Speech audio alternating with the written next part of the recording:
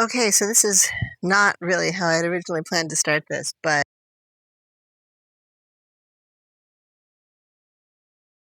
um, I want to talk to you a little bit about what it means um, that I'm cutting all my hair off. Like a lot of people cut their hair for changes, for transitions, for all kinds of things. It is New Year's Day, and I am outside. It's like 41 degrees and raining, but not too hard. More like the traditional Pacific Northwest rain and less like, rain.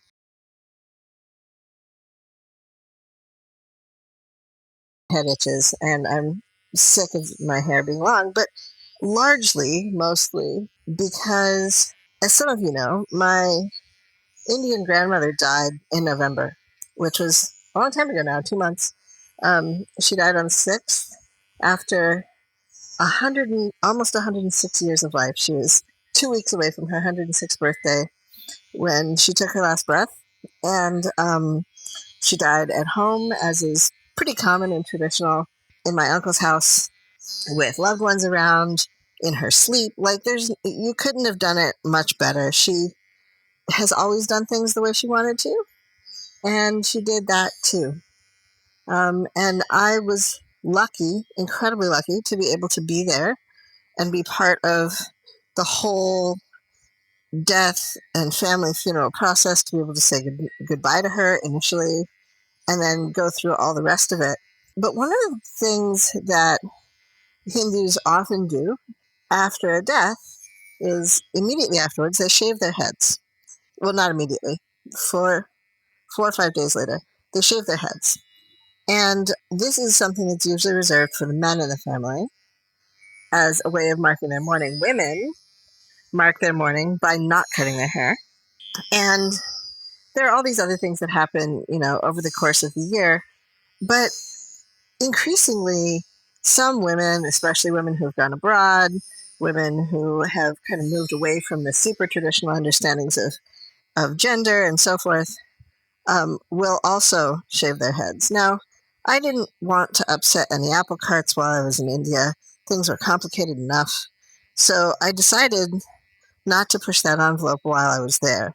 But I also decided that when I came back, at such a time as it felt like a good idea and appropriate, I was going to do my own head shaving as a mark of the transition. She was the last person in my direct line of her generation. So now my father and mother are the last generation, my aunts, my uncles.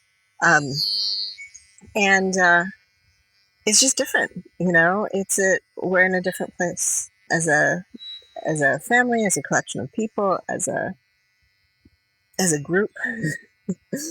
And it's been a long time since I shaved my head. This is not the first time. I shaved my head for the first time when I was just entering seminary.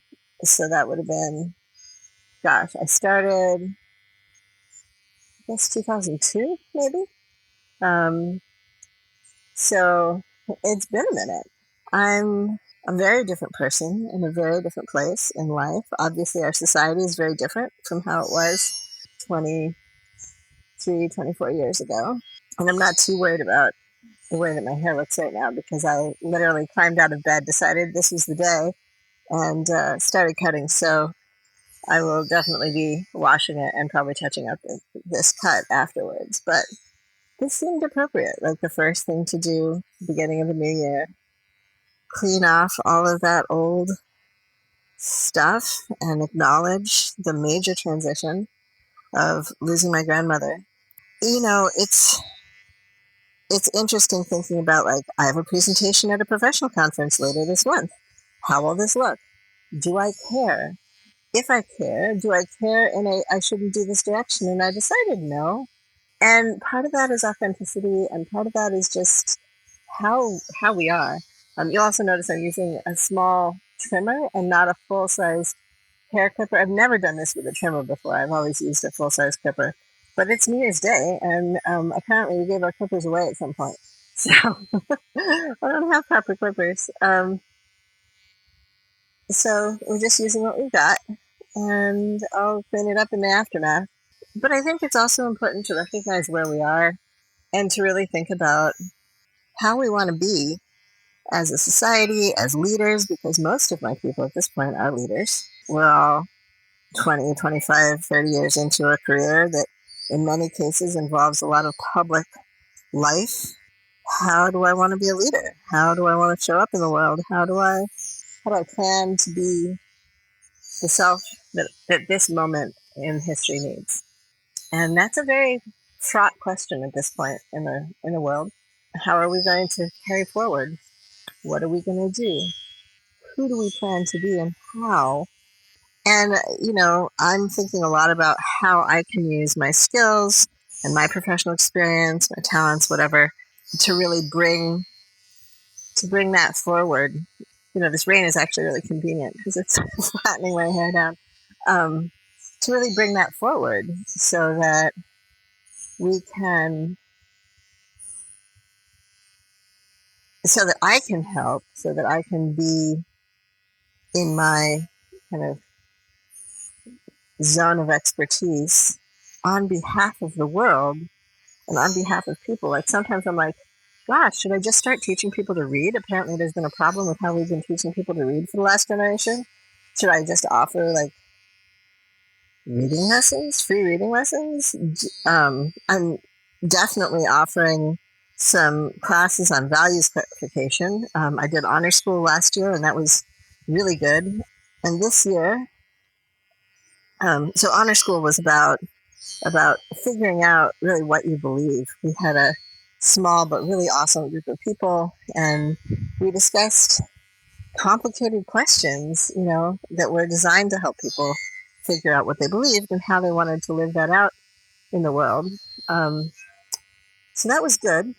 And then this year, I'm doing kind of a follow-on, although honor school is not a prerequisite, where we're gonna test our ideals. So if you have beliefs and you need to know what they look like under examination, the kind of examination that you might have gotten if you went to college, um, in like the student center or the floor lounge if you lived in residence, um, or in class if you took some of the more humanities oriented, debate oriented classes. But I'm not looking for so much arguments as trying it out. Like, okay, you're a prison abolitionist. Are you really always a prison abolitionist? If you're not, what are your exceptions and how do you justify them?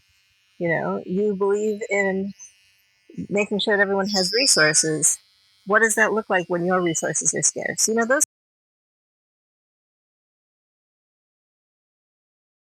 kinds of questions that I think, it's easy to say stuff until push comes to shove, but I think it's also useful to figure out what push comes to shove looks like. So I'm running a class like that. I hope that'll help. Help the world, help somebody, help at least one person, starfish principle, make a difference to that one. So I'm hoping that helps. I'm also offering, of course, my usual coaching and consulting, but I think this is a good time to make a fresh start and think think more deeply about how we want to adhere to tradition and how we want to adhere to progression, to progressiveness. I was so delighted to see photographs from Mamdani's swearing in at midnight last night at the Old City Hall station in New York. And so I'm thinking about the ways in which progressive ideals like that are so important right now and are coming forward right now and are being favored right now. And what does progression look like for us, for everybody else, for rank and file? If you're not in charge of a major world city, what does your progression look like? What does my progression look like? So um, that's, I guess, where I'm starting. The podcast will be coming soon. We're going to be talking about, I'm going to call it modernized old fashioned business values. So the good ones, not the bad ones, right? We're not talking about bringing forward racism, but we are talking about bringing forward integrity. Um, so what does that look like?